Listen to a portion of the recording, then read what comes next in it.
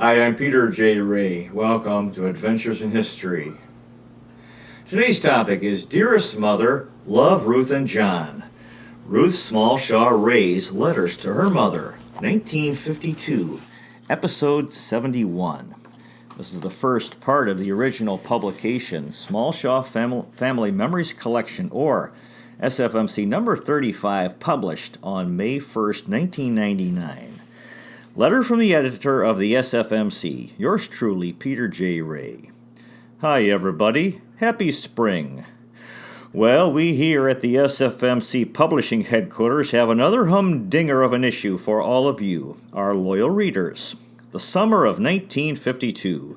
The good old days.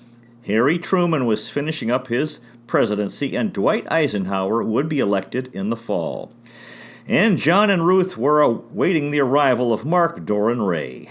Most of their friends were somewhat advanced with their families, and John hoped they would have twins to, quote, catch up.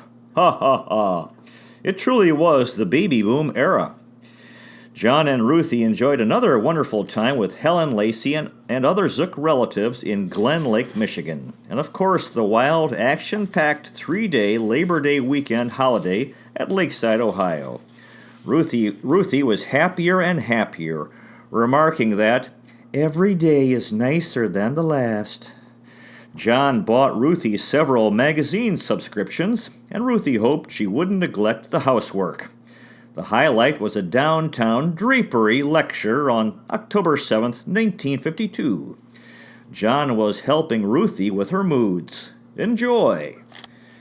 1560 Luxor Road, East Cleveland, Ohio, June 16th, 1952. Dear Mother, Dad, and Bud, it was certainly good to get your letters and learn that the rest of the trip went safely and that you had such a good time. There were so many things that I'm wondering about. Is Marnie expecting again or not? I think it's wonderful that Don may get his doctor's degree. I remember that's what he'd wished he'd done, and it's certainly the best thing to complete what you want. We do wish him luck. I also wondered if you had to pay any duty on anything. You mentioned some customs being rude, but didn't say if, in the end, it cost anything. Hope not. I'm also wondering how you like your pressure cooker and the little radio. Is it any good, or do you wish you'd got a bigger one? Did Bud approve of your purchases? Suit, dress shirt, cooker, and radio. We hope he'll plan to come next summer or sooner. I found your lipstick after you left and hoped you had an extra. It was my fault being so smarty as to put on your lipstick, and then maybe you arrived in Niagara Falls without any. I also found some Vicks and raspberry jam. Enjoying the jam very much. This baby sure is jumping all the time. Editor's note. Mark, that's you. I started feeling life on the 8th, and it's been on the go ever since. I saw the doctor Saturday, and everything's just fine. We're having terrifically hot weather, 96 degrees and high humidity today. Warmest I remember Cleveland. Certainly feel sorry for anyone having a baby now or July or August. I think we'll have the next one in April or so. 1955. Here's hoping. Pat's really doing overtime. How is she? I don't remember if I told you about the picnic we had at school Wednesday after you left. The kiddies gave me a silver baby spoon and feeding spoon set, and the mothers gave me a silver bowl and candlesticks. The next day, the teachers gave a luncheon for those of us leaving and gave us gold compacts. Friday, I helped Miss Kent clean up one of the classrooms, and in the afternoon, John and I drove to Marion, Ohio for his reunion dance at the country club. We stayed at Grandma's, although no one was home, and had a roast dinner at Aunt Mary's Saturday noon, and Saturday evening had a roast lamb dinner at Dale and Lenore's, the ones with the ultra-new home. They've just built a glassed-walled patio adjoining the living room with beautiful cork floors and light mahogany walls where it joins the living room. We had Sunday chicken dinner with Aunt Mary again. The Zooks are certainly a family of wonderful cooks. John can hardly believe that I've kept so busy since I've been home. Of course, it's wonderful just to relax, but there have been little things I've wanted to get done. I cleaned out a bunch of boxes and stuff in the basement today. Only cool place anyway. And I'm going to Mary's one day for lunch this week and Vera's another. I also want to finish painting my book. Last week, Miss Kent and I went to A.G. Bell to see their demonstration program. Believe me, it was certainly wonderful for my morale. I hadn't been back for 2 years, and the kiddies really gave me an ovation, my old class. They hugged and, Miss Smallshaw, really thrilled me. Miss Kent thought it so cute. Just as the curtain came down on the stage, one little girl said, Hello, Miss Smallshaw. Caroline, the little girl who named a doll after me, pulled me all over the school to find her mother to show her I didn't have my hair cut. I'd seen her mother at school last fall, and she told Caroline my hair was short. She was trying to persuade her to have hers cut since she let it grow to be like mine. Really cute. She won't cut it still. One mother said, Boy, you certainly made an impression on these children. They don't even remember their last year's teacher. It was very wonderful to have such a reception. When I said goodbye to Miss Bayes at Superior, she said, Oh, you'll be back to substitute for us, won't you? Miss Kent thinks I should tutor this summer. Guess I should do something, but it's so nice being lazy. John and I went to 2 movies last week, With a Song in My Heart and Singing in the Rain, both good. John also bought me a hot fudge sundae, our favorite date before we were married, still a favorite. We went on a picnic over at the park on the corner with Ada and Paul Friday night. Very nice. Ada is expecting a baby in January. Thursday we were over to see Carol's new apartment and roommates, and then she came back to visit us. She only took 4 credit hours of typing and shorthand at college this spring, equivalent to about 1/9 of what a girl going to business school for 1 year takes, and got a job paying her $210 a month.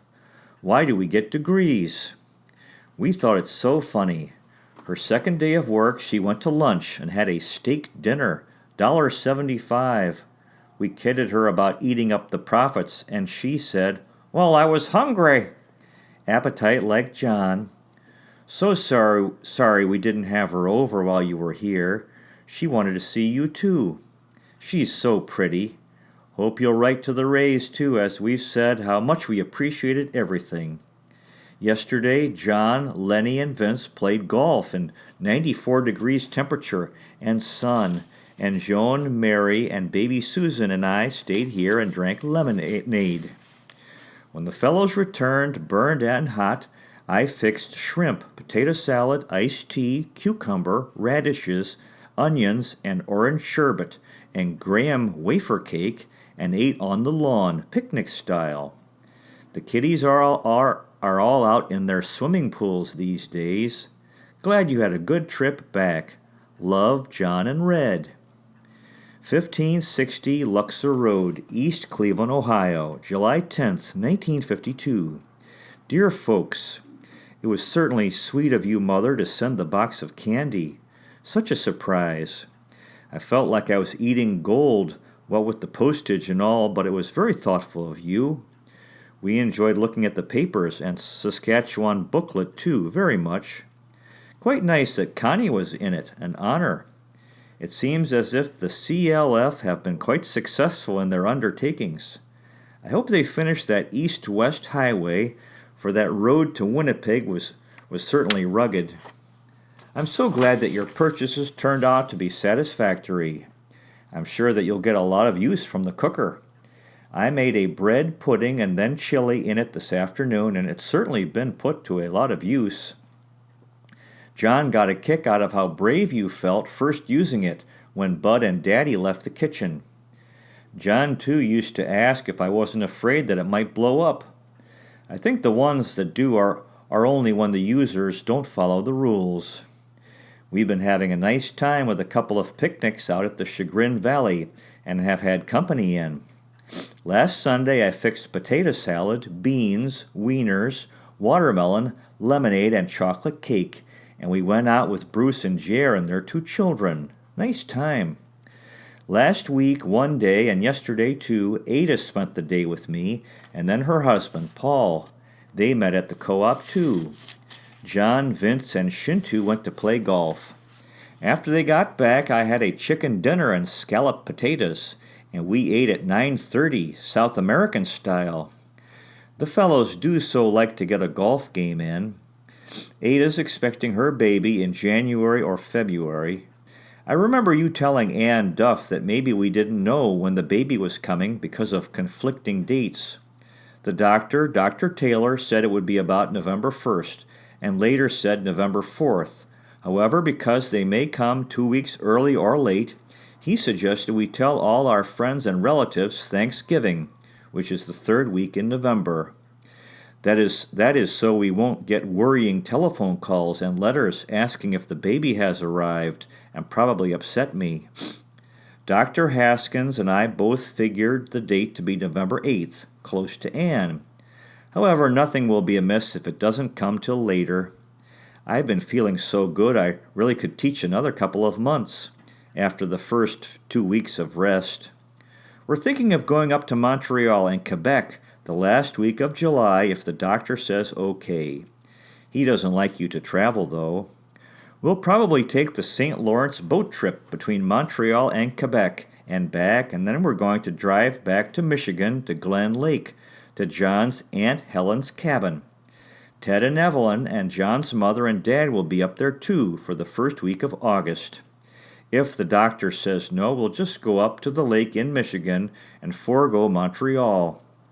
John's mother and dad and Dick are coming in Saturday for dinner, and then we're all, Carol too, going to the outdoor playhouse, Keene Park, to see the play Showboat. We went down to the Hannah, where we saw South Pacific, with Vince and Mary last Saturday, and then had a spaghetti dinner down in Little Italy. I'm so glad that you got the beige dress for me. I've worn it quite a lot, and it fits me better than some of my slimmer clothes. I got some fall maternity clothes at a real bargain the other day. 2 jackets, regular $14.95 each for $1 apiece, and a black fail suit, regular $14.95 for $3.95. Quite a good buy, I thought, and good to have something suitable for going out and church in September and October. Shintu, the fellow from India and John's roommate at the co-op, is just finishing his doctor's degree. He's been here 7 years and is going back to India next month via London and Norway.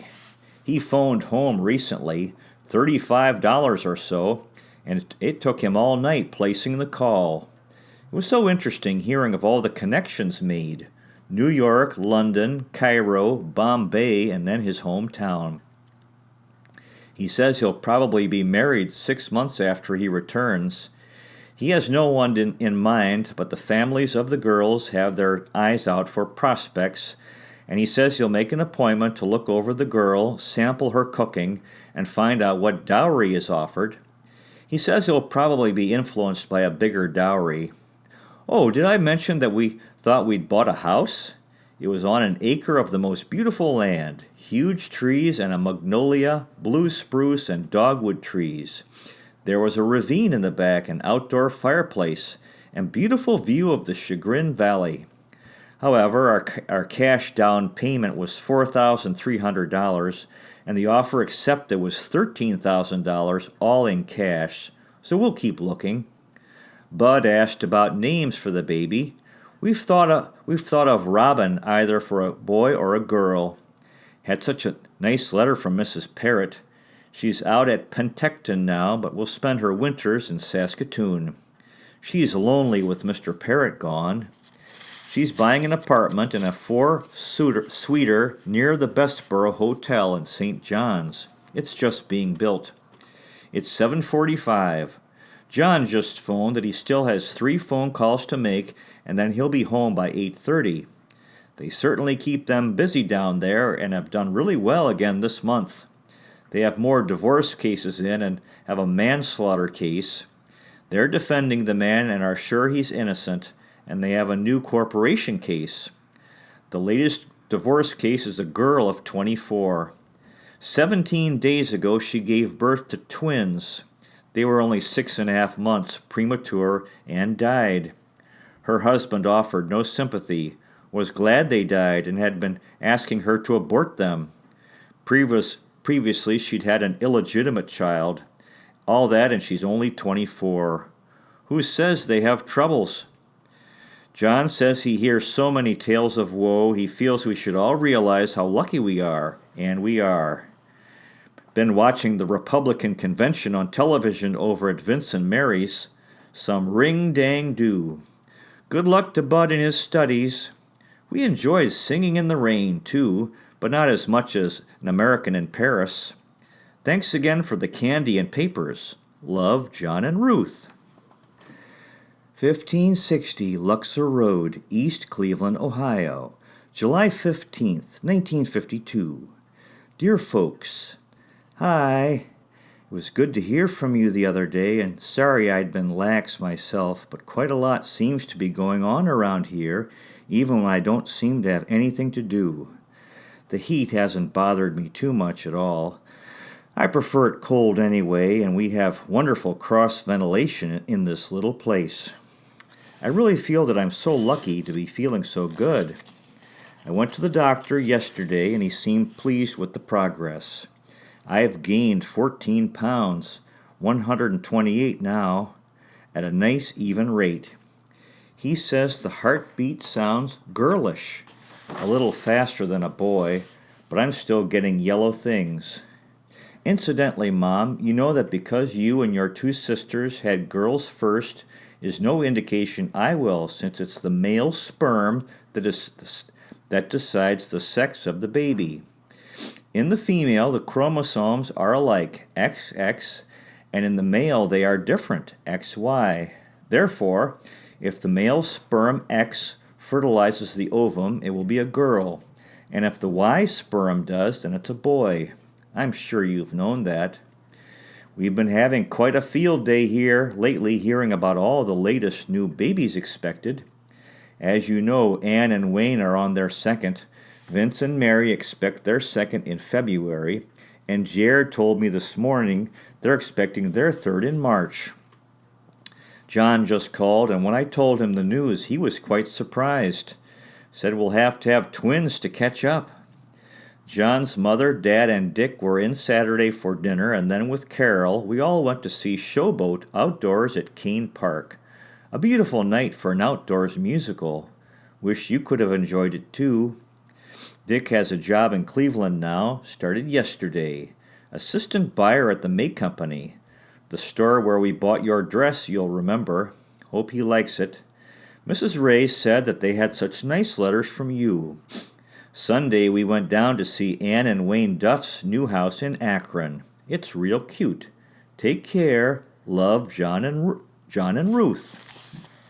Chateau Frontenac, Quebec, Canada, July 30th, 1952.